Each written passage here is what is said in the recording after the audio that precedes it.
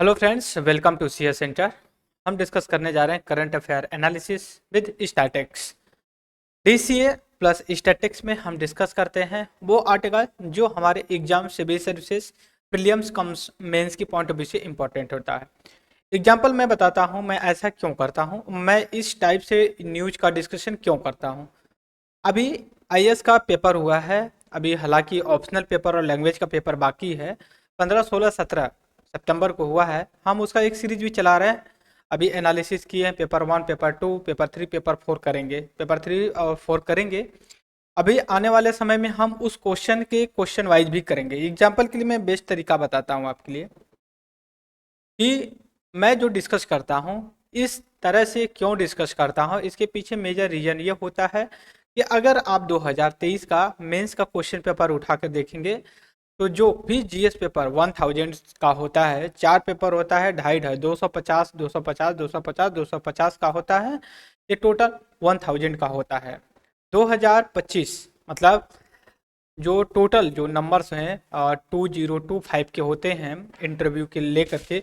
तो इसमें हम अगर जीएस पेपर का पेपर देखते हैं तो उसमें हम रियलाइज ये करते हैं कि generally paper current affairs with statics होता है। एग्जांपल के लिए मैं बात कर लूँ आपसे, एससीओ के बारे में पूछा हुआ था। इंडिया कैसे जो कि प्रेजेंट टाइम में अनस्टेबिलिटी इनस्टेबिलिटी इस तरह से हो रही है वर्ल्ड में और डिस्प्यूटेड है, तो उसमें अब इंडिया एससीओ में किस तरह से रोल प्ले कर सकता है।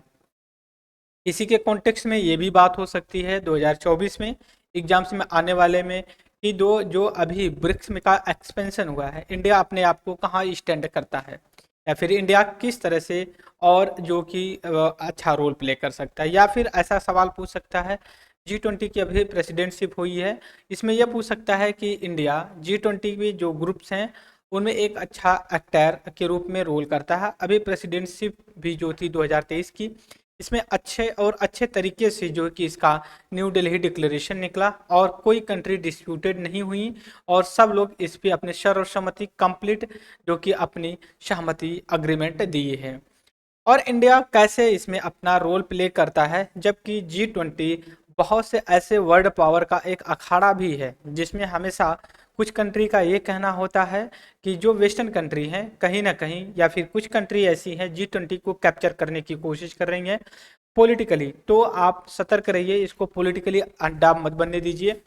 इसको जनरली आप एक इकोनॉमिक ब्लॉक बने ही रहने दीजिए, बजाय कि आप एक पॉलिटिकल ग्रुप बना लीजिए। और रसिया ने ऐसा कहा था कि आप ऐसा मत करिए। उसके बाद जी जिनपिंग का भी यहाँ पे आना नहीं हुआ और भी उनका कंसेंस है।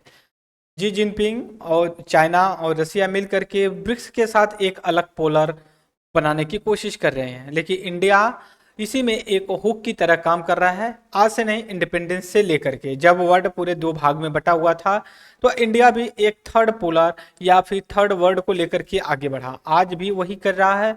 जैसे G20 में जो मीटिंग हुई है उसमें कई अग्रीमेंट निकले हैं, उनमें एक बेटर अग्रीमेंट के लिए अगर बात किया जाए तो इंडिया ने प्रपोजल दिया कि आप अफ्रीकन यूनियन को भी शामिल करिए, जैसे यूरोपियन यूनियन को शामिल किया गया है।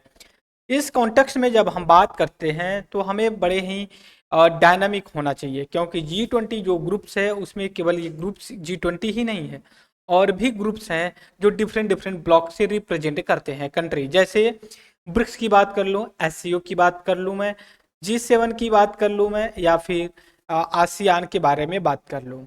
भले ही आसियान एक अलग ग्रुप है लेकिन उसके कुछ मेंबर G20 के भी मेंबर हैं। एससीओ एक अलग ग्रुप है लेकिन उसके कुछ ग्रुप्स जो है कि G20 के भी मेंबर हैं। ब्रिक्स एक अलग ग्रुप है लेकिन उससे उसके बहुत से ऐसे भी ग्रुप्स हैं कंट्री ब्रिक्स के कि जो G20 के भाग हैं। तो यहाँ पे जो मैं एक्सप्लेन करने की कोशिश कर रहा हूँ आप लोगों के साथ, मैं क्या कह रहा हूँ कि बड़े ही डायनामिक सवाल पूछे जाते हैं, तो इसलिए हमें थोड़ा सा अलर्ट होने की ज़रूरत है। जैसे इंडिया ने अभी एक प्रपोजल दिया है middle east European economic corridor को करके, ठीक है। तो इसमें इंडिया के लिए एक विन विन सिचुएशन या गोल्डन अपॉर्चुनिटी है कि ये एक कनेक्टिविटी की तरह काम करेगा वेस्टर्न कंट्री और ईस्टर्न कंट्री के बीच में। इंडिया के लिए जो ये कॉरिडोर शुरू किया जा रहा है G20 कंट्री या फिर जो इस इंडिया के द्वारा, ये काफ़ी ही यूजफुल होगा, जो एंशियंट टाइम में हम एक रूट यूज करते थे। जनरली हम देखते हैं जो ट्रेड का रूट होता है, हम जब ईस्ट और वेस्ट से होता है तो हम मलक्का स्ट्रेट और जो कि स्वेज कैनाल का यूज करके मेडिटेरियन से जिब्राल्टर से होते हुए फिर हम आगे बढ़ते हैं। अगर हम बात करते हैं ईस्टर्न एशिया की बात और नॉर्थ साउथ अमेरिका की, हालांकि फिर हम पैसिफिक ओशन से अपना ट्रेड कर लेते हैं, लेकिन जब बात किया जाए एशिया और अफ्रीका और यूरोपियन की बात करते हैं, तो इसमें हमें एक ऐसी कनेक्टिविटी की ज़रूरत पड़ती है जो काफ़ी कम दूरी तय करना पड़े। जैसे अभी हम India middle east economy European economic corridor हम डेवलप कर रहे हैं। ये एक जो है कि एक अपॉर्चुनिटी होगी इंडिया प्लस यूरोप के लिए। बहुत से ऐसे इंडिया के भी पोर्ट्स हैं जो वेस्टर्न कोस्ट पे हैं, जैसे कांडला, एनजेपीसी, फिर मुरमुर, कोची, ये जो है कि आपका कनेक्ट करेंगे बहुत से ऐसे गल्फ कंट्री के या पर्सियन गल्फ के पे जो पार्ट पे पड़ते हैं पोर्ट उनको, और यही जा करके फिर आगे यूरोप के जितने भी कंट्री मेडिटेरियन सी से लगती हैं वो मैक्सिमम कंट्री के साथ जो कि पोर्ट की कनेक्टिविटी होगी। और ये जो India middle east economic European economic corridor है, ये एक बोल सकते हो कि रेल कनेक्टिविटी है, फिर मरे टाइम कनेक्टिविटी है, और उसके बाद रेल रोड कनेक्टिविटी सारी चीज़ें हैं। ऐसा इसलिए कहा जाता है कि अगर देखा जाए डिमांड और सप्लाई की जो रिक्वायरमेंट है, तो इस हिसाब से हम डिस्कस करते हैं कि हमारे लिए क्या। नेक्स्ट आर्टिकल की अगर मैं बात करूं मित्रों, तो अभी रविन्द्रनाथ टैगोर सर का जो शांति निकेतन था बंगाल में, उसको यूनेस्को वर्ल्ड हेरिटेज में इंक्लूड किया गया। तो हमारे लिए इंपॉर्टेंट क्या है, पहली बात हम रविन्द्रनाथ टैगोर के बारे में जान लें, क्योंकि भी सवाल भी मेंस में पूछा गया है। गांधी और टैगोर के बीच में एडुकेशन और नेशनलिज्म के कॉन्सेप्ट पे पूछा गया, कैसे ये लोग हैं इस इशू को लेकर के। ठीक है, दूसरी तरफ ये भी बात है कि हमें यूनेस्को के बारे में पता होना चाहिए कि रियल में यूनेस्को है क्या। बात समझ रहे हैं आप, और कितनी लिस्ट है, कितने प्लेसेस हैं जो यूनेस्को के वर्ल्ड हेरिटेज साइट्स में इंडिया से लिस्टेड है। अब इंडिया का जो है कि 41 हो जाएगा यूनेस्को वर्ल्ड हेरिटेज साइट, जिसमें अगर मैं बात करूं इससे पहले 40 थे, अब 41 हो जाएगा जब शांति निकेतन ऐड कर लिया जाएगा। लेकिन अब भी बात ये भी चल रही जो कर्नाटका के होयसला, बात समझिए, होयसला जो टेम्पल्स ऑफ ग्रुप है, इसको भी यूनेस्को वर्ल्ड हेरिटेज में शामिल किया जाए। अगर किया जाता है तो टोटल 42 जो है कि यूनेस्को वर्ल्ड हेरिटेज इंडिया से कनेक्ट होंगे। ये टेंजिबल होते हैं, इंटेंजिबल होते हैं, कुछ कुछ इसमें होते हैं कल्चरल होते हैं, कुछ नेचुरल होते हैं, कुछ मिक्स। कंचनजंगा एक मिक्स यूनेस्को वर्ल्ड हेरिटेज के रूप में लिस्टेड किया जाता है। हम इसके बारे में भी बात करेंगे। इसके साथ एक बात और है आर्टिकल में, नेक्स्ट आर्टिकल है, नेक्स्ट आर्टिकल ये है कि डिजिटल इंडिया प्रोग्राम जो गवर्नमेंट ऑफ इंडिया का है, काफ़ी एम्बिशियस और due course of the time पिछले 10 सालों से जो नेट की कनेक्टिविटी और उसके बाद लोगों के पास स्मार्टफोन, इलेक्ट्रॉनिक डिवाइस, सारी चीज़ें जो प्रॉपर तरीके से प्रोवाइड हो, और जो डिजिटल इंडिया की बात की जाती है, बात ऐसा किया जाता है ब्रॉडबैंड कनेक्टिविटी हर इंडिविजुअल को जो कि कनेक्टिविटी नेट की मिले। जनरली जो डिजिटल इंडिया प्रोग्राम है 3 कनेक्टिविटी या 3 ऑब्जेक्टिव एम के साथ हम इसको प्रोवाइड करवाते हैं। एग्जाम्पल के लिए जैसे मालूम है इंफ्रास्ट्रक्चर, डाटा अवेलेबिलिटी और इजी एक्सेसिबल और वाईफाई के बारे में। जैसे यूपीआई यूनिफाइड पेमेंट इंटरफेरेंस है, वैसे ही पीएम वानी प्रधानमंत्री प्राइम मिनिस्टर वाईफाई, आप समझ रहे हो, ऐसा इंफ्रास्ट्रक्चर डेवलप किया जाए। यूपीआई क्या है, पेमेंट सिस्टम की यूनिफाइड पेमेंट सिस्टम, एक ऐसा सिस्टम है जो ओवरऑल जितने भी पेमेंट सिस्टम होते हैं, जीपे, गूगल पे जिसको बोलते हैं, पेटीएम, जो भी हैं वो यूपीआई के थ्रू जो कि एक्सेस मिलता है उनको। वैसे ही जो पीएम वानी है, प्रधान प्राइम मिनिस्टर वाईफाई, वानी का मतलब ही है वाईफाई, ठीक है, नेटवर्क। तो वैसे ये जंक्शन के रूप में होगा, जितने भी वाईफाई प्रोवाइड होंगे इसके थ्रू जो कि सबको एक्सेस मिलेगा। इसके बाद अगर मैं और भी डाटा की बात करूं, इसमें जो आर्टिकल से आज हम डिस्कस करने जा रहे हैं, हम सभी को पता है कि 18 सितंबर से पार्लियामेंट का स्पेशल सेशन चल रहा है और इसमें इनागुरेशन हुआ, एग्जीबिशन, जो न्यू पार्लियामेंट हाउस बनी हुई है, पार्लियामेंट्रा या फिर हाउस, जो संसद हाउस बनी है, अभी पुरानी वाली थी, नई बनी, तो प्राइम मिनिस्टर ऑफ इंडिया का मतलब जो स्पेशल सेशन था इनागुरेट कर रहे हैं। और उसने कहा कि ये जो हाउस है ये फ्यूचर जनरेशन के लिए एक मिलस्टोन है। और जो स्पेशल सेशन है इसमें ऐसा कुछ हो सकता है कि वुमेन के लिए रिजर्वेशन की बात की जा रही है और ये बात की जा रही है, बिल लाई जा रही है। आप क्रोनोलॉजी देखिए, जैसा कि इलेक्शन कई स्टेट में होने वाले हैं और 24 में जनरल इलेक्शन लोकसभा का भी होने वाले, तो गवर्नमेंट इसको ज्यादा और प्रमोट करेगी कि वुमेन्स के लिए हम राइट की बात करते हैं। वुमेन्स के लिए बहुत सी स्कीम चलाई गई हैं, बेटी बचाओ बेटी पढ़ाओ, फिर उज्ज्वला योजना जो फ्यूल कनेक्शन एलपीजी की बात की जाती है, ट्रिपल तलाक की बात की जाए जो इस्लामिक वुमेन्स के लिए था। इन सारे कॉन्टेक्स्ट के लेते हुए कहीं ना कहीं गवर्नमेंट ये एक्सप्रेस करेगी 2024 के इलेक्शन में हम लगभग 50% जो पॉपुलेशन वुमेन्स की उनके राइट्स के लिए काम कर रहे हैं। Is that clear? That's why आप ये कह सकते हो कि सारा भूमिका बन रहा आने वाले समय में और अपोजिशन इंडिया ब्लॉक के रूप में जो कि काम कर रही है। ऐसा कुछ कयास लगाया जा रहा है कि इंडिया ब्लॉक में ममता बनर्जी हो सकता है कि ना इंक्लूड हो। अगर समझिए ममता बनर्जी वेस्ट बंगाल की चीफ मिनिस्टर अगर पार्टिसिपेट नहीं करती है तो काफ़ी समझ लीजिए कि जो ब्लॉक इंडिया ब्लॉक है इसके लिए बहुत ही चैलेंजेस निकल करके आएंगे ईस्टर्न इंडिया वाले पास्ट में। ठीक है, तो बड़ा मुश्किल हो पाएगा इंडिया ब्लॉक के लिए कि ओवरटेक कर पाए एनडीए गवर्नमेंट को, एनडीए को। तो आप यहाँ पे बात करेंगे हम जो सबसे पहले यहाँ पे देखेंगे बिल्स को लेकर के, वुमेन्स को बिल को लेकर के जो आप हम बात कर रहे हैं कि नहीं उनके रिजर्वेशन की बात की जा रही है। जनरली अगर मैं बात करूं मित्रों, यहाँ पे जो बिल है जो इंट्रोड्यूस या फिर जो डिस्कस किया जा रहा है कई बार इशू भी किए गए हैं। बात समझ रहे हो आप? कई बार अदर गवर्नमेंट ने जो है कि इसको प्रमोट किया है, but due to some technical reason जो वुमेन रिजर्वेशन बिल थी वो पास ना हो पाई। वुमेन रिजर्वेशन बिल के बारे में हम आगे कुछ बात करें, मैं एक बैकग्राउंड लेना ये चाहता हूं कि जो वुमेन्स हैं, एक सेकंड में नया पेज ले लेता हूं जिसे में आसानी होगी।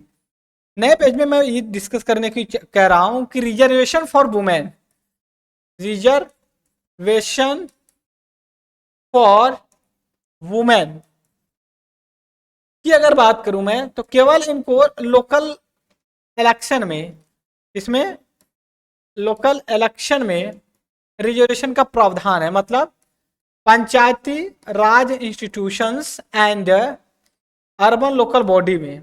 बट अगर बात करते हैं हम पार्लियामेंट की अगर हम बात करते हैं तो इनमें नहीं है। स्टेट लेजिस्लेटिव असेंबली की अगर हम बात करते हैं तो इनमें भी नहीं है। जैसे इसमें लोकसभा है, राज्यसभा है और इसमें स्टेट लेजिस्लेटिव असेंबली भी है और इसके बाद स्टेट लेजिस्लेटिव काउंसिल भी है। इनमें वुमेन्स के लिए रिजर्वेशन की बात नहीं कही गई है। हालांकि कई बार गवर्नमेंट ने लाई है सिस्टम लेकिन पास नहीं हुआ। तो हमारे लिए इंपॉर्टेंट क्या है, हमें यह पता होना चाहिए कि रियल में जो वुमेन्स रिजर्वेशन के लिए बिल है वो कब कैसे कहां पे लाई गई।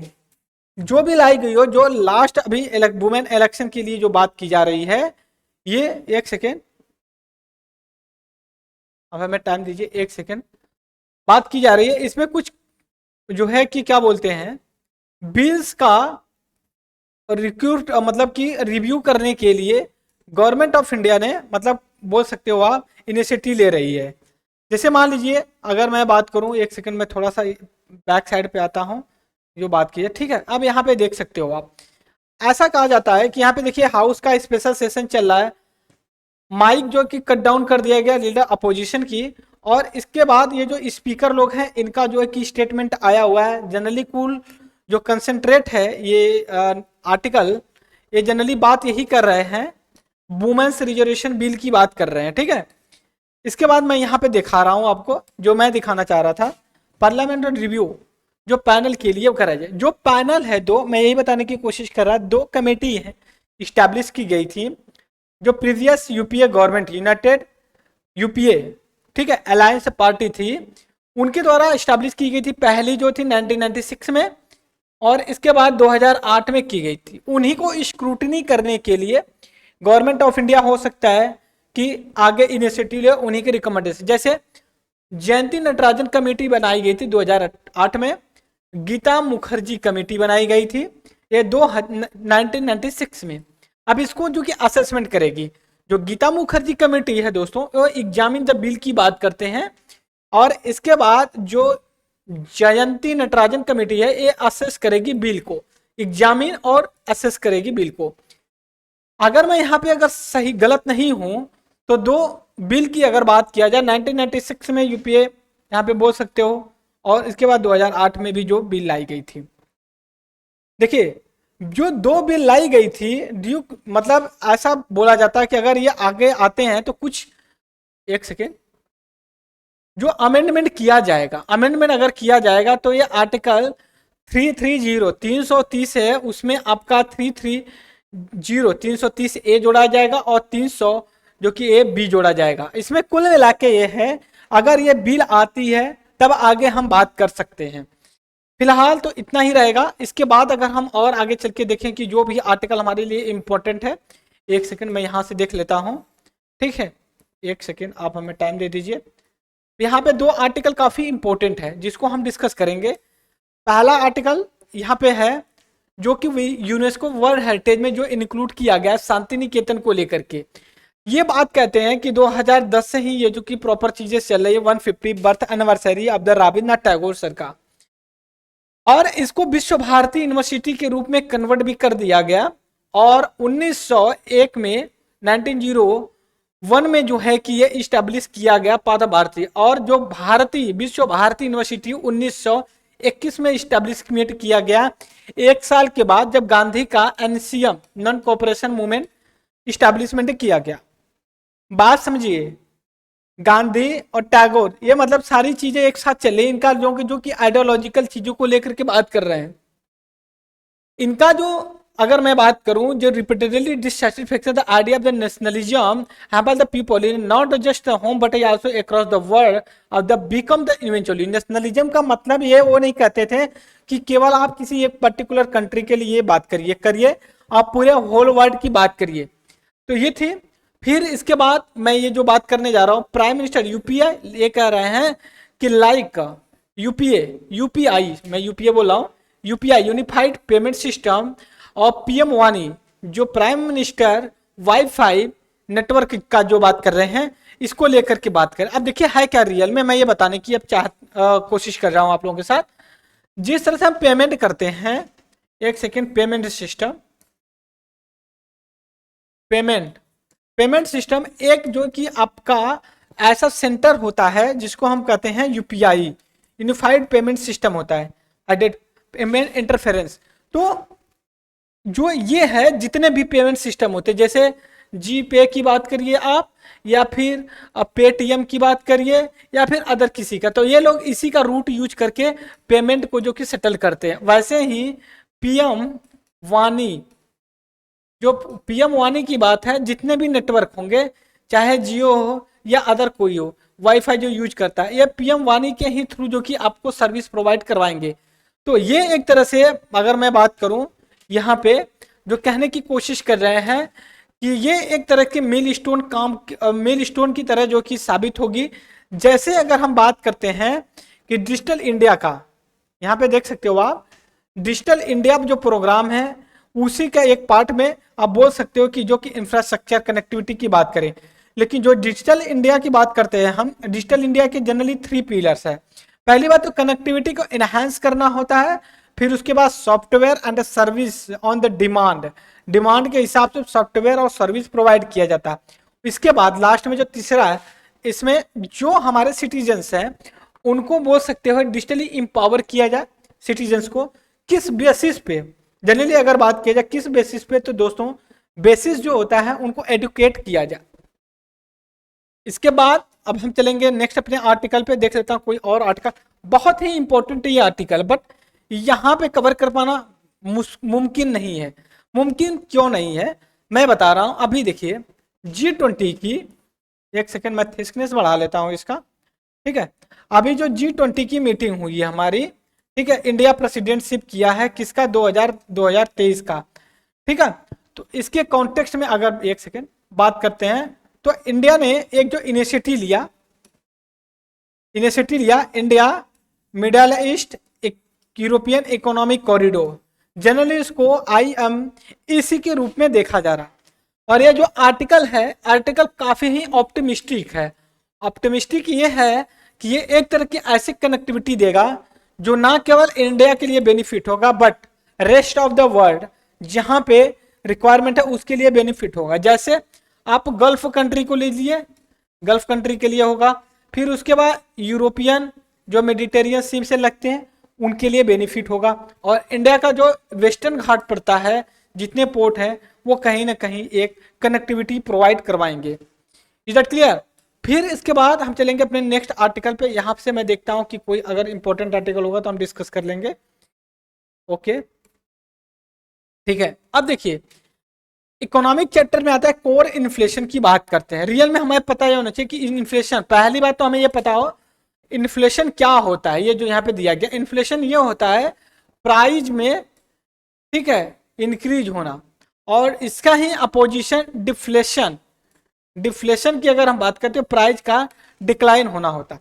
लेकिन हमारे लिए इंपॉर्टेंट है कोर इन्फ्लेशन। कोर इन्फ्लेशन देखिए जनरली क्या होता है कि इसमें उन चीजों को शामिल किया जाता है, मैं बात अगर करूं यहाँ पे, उन चीजों को शामिल किया जाता है जिनकी प्राइस में ज्यादा फ्लैक्चुएशन ना हो, और उन प्राइस को एक्सक्लूड कर दिया जाता है जिनमें प्राइस जो कि ज्यादा फ्लैक्चुएशन होता है। जैसे मान लो पेट्रोल हो या वेजिटेबल हो, इन सारी चीजों में क्या होता है, इन सारी चीजों में रियल में ये होता है कि जैसे कुछ थोड़ी सी चीजें भी होती हैं तो उनमें जो है कि फ्लैक्चुएशन बहुत आता है।